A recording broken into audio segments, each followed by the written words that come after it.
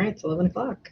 Yeah, it is. Welcome, everybody. Good morning, good afternoon, good evening, wherever you're dialing in from today. Thanks for making a little time for us here. My name is Dave Cohen. I'm a director here at Mina Partners, and we're very excited to have a friend and colleague joining on the program with us today. I'm going to introduce her in just a minute, but before I do, I wanted to just open up with a few program notes. We really like these conversations to be interactive.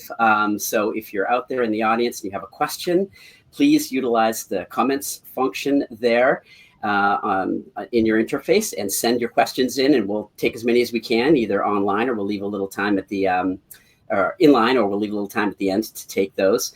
And also, if you are unable to complete the program today, we are going to make a recording, and we're going to have that posted a little later today. So please know that we'll put the full recording up on LinkedIn following the program. So with that, let me introduce Heather. Heather Egan is a partner over at Morgan Lewis. She works out of their Boston offices. Heather, do you want to tell the folks a little bit about your current role and maybe a little bit about your background? Yeah, sounds great. So I'm a partner in the cyber and privacy practice here at Morgan Lewis. I've been practicing in the cyber privacy and information management space for over 20 years. So Dave, you and I have known each other. I think it's been going over a decade now. We go way back. Yeah. So the Boston privacy community is pretty small, but tight-knit community. So we all know each other. I have, over the years, evolved my practice to focus on emerging technologies. And so not only building global privacy compliance programs, cybersecurity management programs, and doing incident response work, but increasingly, as the proliferation of new and novel technologies has occurred in our ecosystem and world, advising on the application of those laws to new technologies. And so whether it's ad tech or AI or sort of you name it, that's I think the exciting part of my practice is to get to work with companies on how to deploy those new technologies into their environments. Yeah, terrific. Thanks, Heather. And for folks out in the audience, Heather and I reconnected fairly recently, and we're actually able to sit on a live panel in Boston just a couple of weeks ago, which was great, which was put on by the IAPP, the Boston KnowledgeNet chapter. That was a lot of fun. And, the topic was somewhat similar to what we're going to be talking about today. We were talking about AI governance. And today, what we wanted to discuss was the importance of the exercise of data mapping or information mapping. It kind of goes by both names. And how originally and initially our clients usually come to us over at Mina Partners because they want their programs to be in legal compliance with any of the applicable state laws, GDPR, HIPAA standards, etc. And so they come to us originally because they want to be in compliance. And then we oftentimes start with one of these exercises, data mapping or information mapping. However, we often find, if not always find, that there are ancillary benefits to this exercise to the company. And that's kind of what Heather and I want to talk about a little bit today. So again, so what are these exercises? What is data mapping and what is information mapping? For those of you that are fairly new to this, it is in essence helping a company, and usually these are larger companies with fairly complex IT systems, understand where they're collecting personal and sensitive information, how they're doing that, where they're doing that, what IT systems are involved in collecting and storing that information, how that information is being processed once it's inside the organization, and then hopefully, and maybe we can touch on this a little bit later, how it's being properly managed for deletion when it's no longer useful or when it's out of date, kind of that a typical data flow pattern through an organization. So we help our clients understand that data flow and those data stores and processes. And so through that exercise, again, that usually is initiated through a desire to become legally compliant, all kinds of other benefits emerge from these exercises. So Heather, do you want to kind of start us off by just talking about kind of what you've seen over the years with your clients when you engage with them in terms of your legal guidance that you're providing in terms of strategies and how they might go about collecting, processing, and storing personal information, and kind of what benefits come out of tightening these up? Yeah, so data mapping does not have to be a terrifying exercise. Right. Usually when I come on the scene, there's often this, it's a paralysis by analysis, right? Yeah. You think, God, where do I even start? There's this whole sea of information out there. It's Right. actually not as complicated as you might think. I built my first global privacy program for a large privately held company that was operating in like 200 different jurisdictions Mhm. back in 2012. And at that point, we started with the whiteboard process, right? You put up a whiteboard and we made a giant grid, and across the top, for each business line, Mhm. across the top, we would have, okay, so this particular business line, and we're just sort of focusing on, okay, maybe we're also going to focus on this region because we know we're concerned about Korea. We know we're concerned about Hong Kong. Right. Where are the countries that we need to think about? And then along the horizontals, we would focus within each of those business lines, someone from digital, someone from IT, someone from marketing, HR, finance. And pretty soon you've got this massive grid with all these people in it that you've identified that are the stakeholders. And Right. so those stakeholders are, then we would go and interview the stakeholders with our divine set of questions to say, tell us about the processing activities in your organization. How is data coming into the organization, flowing through? Because I'll always say that in order to apply privacy or cybersecurity laws, you got to follow the data. How is it coming in? What restrictions might apply to it? Have you collected it pursuant to an online privacy policy? But Mhm. until you actually know, in order to follow the data, you first have to find it, right? How is it coming into the organization? And so we'd start with those questions. And what we found in this process, to your point, Dave, is that there's this incredible benefit once you start to know the flow of the organization. So how it's coming in, we'd ask them then the questions, exactly what you raised, which is, Mhm. where do we, okay, so what are the purposes for which we're processing it? And you start to take notes, right? And we're building out, okay, what are the purposes? Where are we storing that information? What security controls might we apply to it? How are we disclosing that to what third parties might have access? Mhm. Now, look, that was a massive organization. So we took those whiteboards and we reduced them down to Excel spreadsheets in the Right. individual cells. Like, there are so many companies out there that have now automated this through different cloud applications. So you don't need Excel, you don't need a giant whiteboard. Right? Processes have evolved. But I would Right. also say, if you're not a massive organization, start with your network architecture map, right? If your Mhm. information security team, like, what are you doing in the cloud? Where are your third party applications? Where's your central human resources information system? And start marking up on your, even that simple network architecture map can start to become a basis for mapping your data flows. I'll pause there because I could talk for hours about this topic. Yeah, no, How are absolutely, you Heather. mapping data today, Dave? No problem at all. I couldn't agree more with you, Heather. And when you talked about that exercise, that big whiteboard exercise, that's very similar to what we do a lot of times when we hold what we call discovery sessions, basically where we meet with the individual functional teams or departments within organizations that we're working with. And it really is discovery. It's the perfect title for it, discovery session. We're trying to understand and then document. And oftentimes, and so often, it just hasn't been done because companies that are in a competitive space, as most industries are racing and they're moving forward and they're building and they're going forward, and too often they're not taking the time to pause and document, and changes happen fast. So one of the things, Heather, you and I talked about when we were preparing for this talk today, regarding back to that whiteboard, was a tool that we use often, which we call a RACI chart, RACI, which stands for responsible, accountable, consulted, and informed. And it's simply, can be as simple as an Excel sheet, but it's taking that IT architecture map that you talked about just a moment ago and identifying the individuals, the people that are responsible for those IT systems.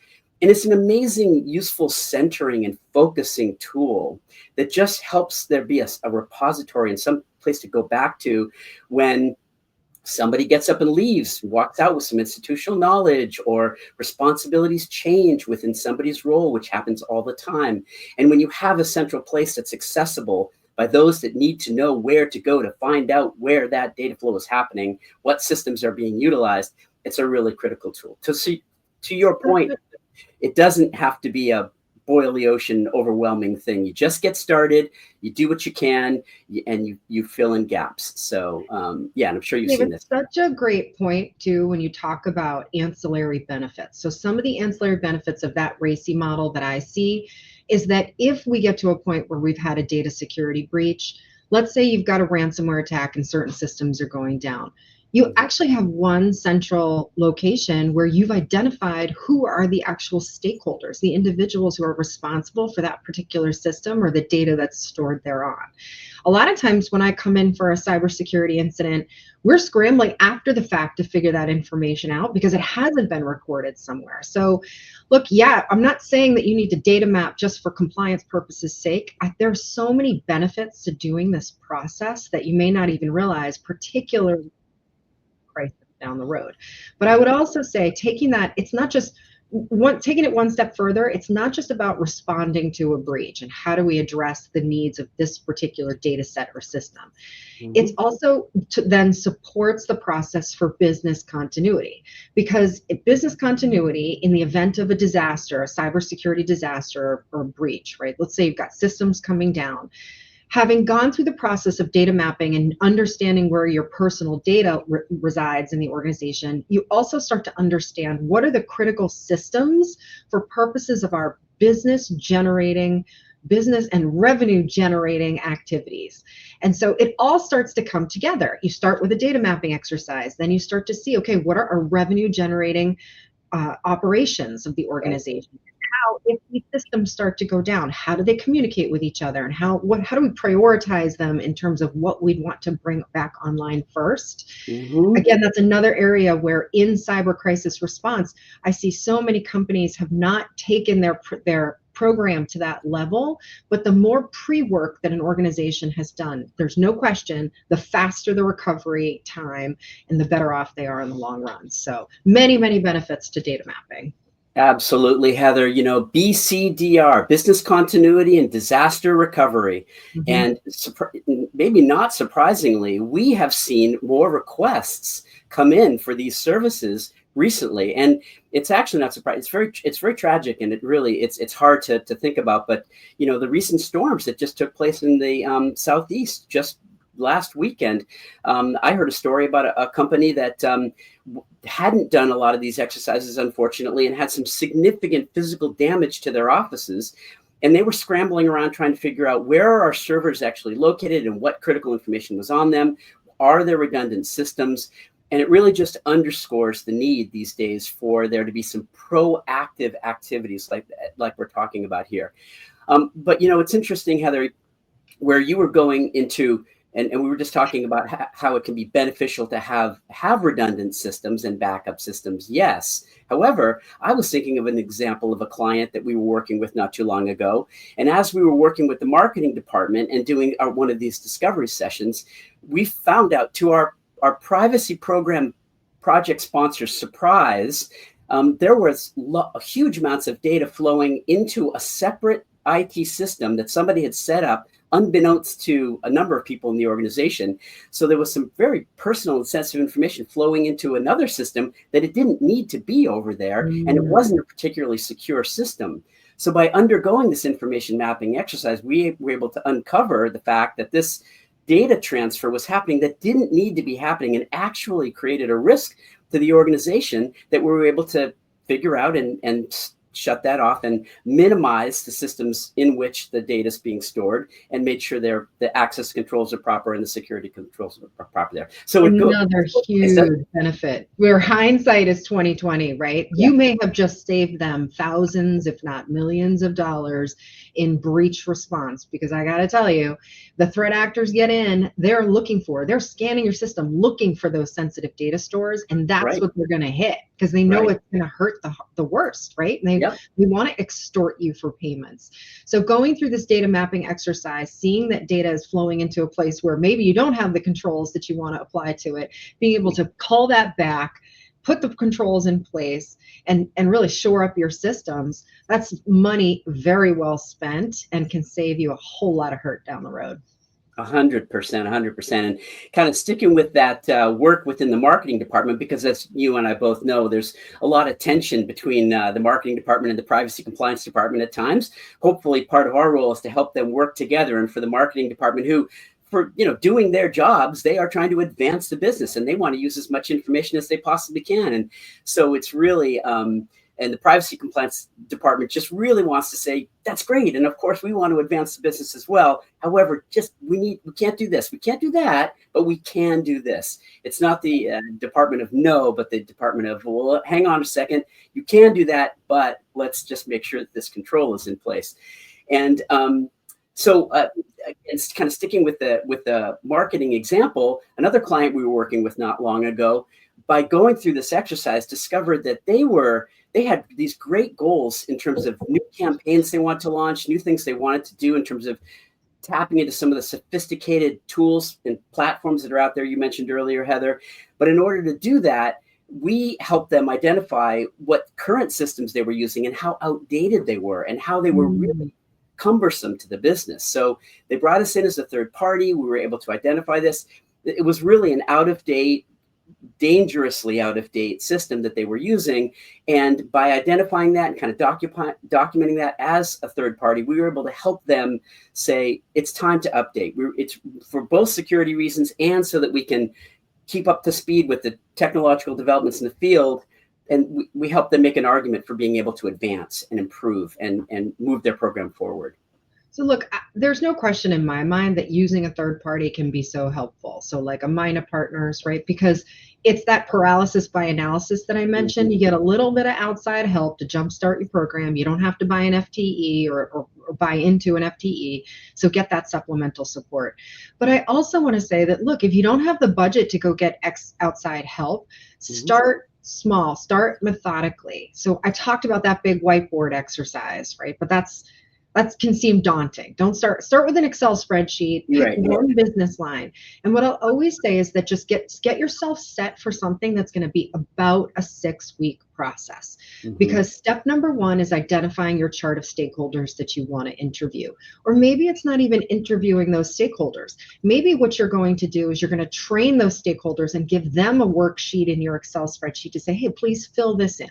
So here are the instructions. I'm going to, maybe we as the outside team, we train the trainer, we teach them the questions that they want to go out into the field and ask, but then either send them out, the internal team out to ask those questions, or just give your stakeholder the spreadsheet and say, hey, fill this in to the best of your ability and come back to me. Give them 2 weeks, because invariably what happens is that stakeholder is going to come back in 2 weeks with a spreadsheet that's maybe like 30% filled out because they're like, questions. They're like, well, what does this term mean? And I didn't really know what you want to hear. You got to understand that there's inefficiency in this process and that you're going to get a really terrible work product after 2 weeks if you're going to get one. That's just the reality. Okay. That's part of the process. And so what you do, you sit down with that person, maybe spend 15 to 30 minutes with that person and say, okay, here's how we can fix this. This is answer their questions and really give them the motivation then to maybe get the next 30%, send them out, give them another 2 weeks, right? So now we're at 4 weeks of the project. They might come back and okay, so then they get it up to 60% done. And then if you take another 2 weeks and you just kind of go through that process of baby steps, and what you'll find is that at the end of the 6 weeks, even if you're only 80 to 90% of the way done with that one stakeholder, and you've probably been doing this in parallel with 6 or 7 other stakeholders in the business, pretty soon after 6 weeks, you've got your data mapping exercise like pretty far down the road towards completion. There's no such thing as perfection in privacy. So figure out if you can get to 80, 90, or 95%, what's your risk tolerance that you're comfortable with. But you know what happens? In that process, you're not only training those stakeholders, you're developing privacy champions out in the business who are going to become your eyes and ears on the ground for identifying, recognizing a privacy situation or issue when it comes up, and they'll be filtering it back to you. So not only are you developing your privacy governance committee, your team in the workforce, but you're completing your data mapping exercise while you're at it. 100%, Heather. And, you just touched on, my mind was going to exactly the same place, which is that it's an iterative process. It's never perfect. So just get in there, get started, do what you can, keep moving it along, keep making it better through that iterative process. And one of the most satisfying parts of this work that I've seen, I'm sure you've seen this as well, is when during these engagements, what we hope to do is whoever's sponsoring the project, whether they're in marketing or IT or legal, we're helping them through this strengthen relationships in those different with those privacy champions in those different departments, so that they understand the goal of the privacy compliance efforts. And so next time, I mean, you've been successful when one of those folks in one of those other departments actually proactively contacts somebody who's managing privacy compliance and says, hey, I noticed that we were doing this over on one of our sites. We've got a form built in there and we're collecting this information and no one's quite sure what we're doing with it or why we need it, and or where it's being stored, whatever the situation might be. And if people are proactively flagging potential areas of risk, you've done your job and you're on the right track. Yeah. That's awesome. Also, another ancillary benefit, developing your team, building out, getting eyes and ears on the ground, but potentially identifying privacy traps for the unwary and a way to filter them into the privacy office. And you've done all of this without needing another FTE, without necessarily having to hire an outside third party. But if you don't know the questions of like, okay, well, what should I be asking them on the data mapping exercise? Or, how should I be building out my spreadsheet? That's where I think we can, with all the years that we've been doing this, Dave, give some of that outside perspective to help kick it off successfully. 100%. And to your point, Heather, this can all be done with internal resources. Hopefully, we're providing you with a few tips and kind of places to get started and kind of roadmaps for how it gets done. Another tip that can be done just on your own is that we see all the time is leaning on common frameworks. So, for instance, if you're thinking about doing a privacy assessment internally, you might consider, for instance, using the NIST privacy framework. And one of the great benefits of using the NIST privacy framework as a kind of a benchmarking tool, an organizing tool, is that it's very likely that your IT department is familiar with NIST from the cybersecurity evaluations. So there's a common structure and a kind of common language there, and it's a good starting place. So looking for areas of commonality, looking for common language, looking for mutual benefits, it can really be helpful too. Can I say something, Dave, though? Because I want to pick up on what he said, Sure. Pick up on a thread there, which was use it as a starting point. NIST privacy framework is incredibly intimidating to a lot of people because it's massive and complex. And I have seen organizations get so bogged down in trying to meet the requirements of that there's a lot there. Complex. So that's biting off a lot. But much like the NIST cybersecurity framework, which is reduced to a series of controls, the privacy framework is reduced to a series of controls. And I would suggest bringing it up a few levels, right? Yes. In terms of here are the categories and the areas of which I should be thinking about in terms of controls to map my program to these verticals. But for most organizations, adhering to the NIST privacy framework, that's a huge undertaking. And so folks that think saying that most would be able to achieve that, it can be challenging. I'm not saying, look, if you're ready to try it, go for it. We'll support you every step of the way. I just don't want folks to be intimidated. No, that's a really good point, Heather. And you're right. There is a lot there. And it also can be challenging because it's very high level and it's a little bit hard to wrap your head around sometimes that, they're general principles. And it's like, well, how do we actually boil this down to what's happening, on the ground? SOP. Yeah. How does it translate? Yeah, absolutely. So we only have a few minutes left here, Heather, but one thing that I wanted to kind of touch on was the other thing that, data mapping or information mapping exercises usually uncover has a lot to do with data accuracy and just how fresh or accurate is the data that's being collected. I'm sure you've seen this, in going through these exercises with some of your clients, and just a lot of benefits there just to understand when data is out of date or inaccurate or incomplete, and where you might want to kind of tighten up both on the collection end and the data that you're utilizing, because by doing that, whatever new internal uses you're going to have for that data are going to be more efficient and more effective if you're using more accurate and up-to-date data, right?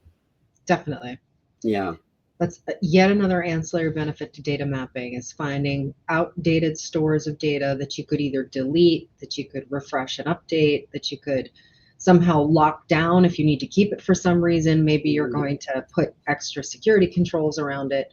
Because the risk too is that in addition to being older data, it might also be on legacy systems, and those Right. legacy systems which are no longer supported, that don't have Mhm. the patching and updating, that are going to be exactly what threat actors are going to be scanning for internet facing assets.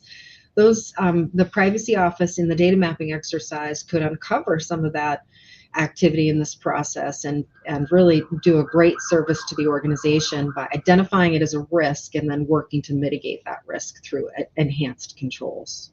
Yeah, 100%. So often these exercises as a kind of a final conclusion in the work product end up becoming roadmaps for Mhm. just the places you want to focus on to advance and tighten up and mature your program. And it's really nice to have a kind of concrete to-do list that flows out of these exercises. So, yeah. Additionally, and I know we're just about out of time here, so I'll take us to a close. I want to touch on something that you said earlier too, Heather, about it's such an important message not to be overwhelmed and think, boil the ocean and where to go. Just taking first steps and making good faith efforts goes a long way to due diligence. So kind of going way back to the beginning, and the fact that a lot of companies undergo these exercises, and there is effort and time and money involved in them, primarily for privacy compliance reasons.